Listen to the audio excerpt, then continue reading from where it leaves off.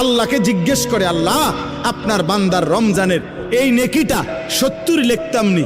আল্লাহ বান্দার দিকে তাকাইয়া যখন দেখে গুনাহ থেকে মুক্ত, আল্লাহর জিকিরে তার জিহ্বা ভিজা, আল্লাহর মহব্বত তার কলিজার মধ্যে, সুন্নাত মোতাবেক তার জীবন, আল্লাহ তখন বলে না 70 না 700 লেখো, 700, 7,000 লেখো, 70,000 লেখো, 7 লক্ষ লেখো, 70 লক্ষ লেখো, 7 কোটি লেখো, 70 কোটি লেখো, 70,000 কোটি লেখো।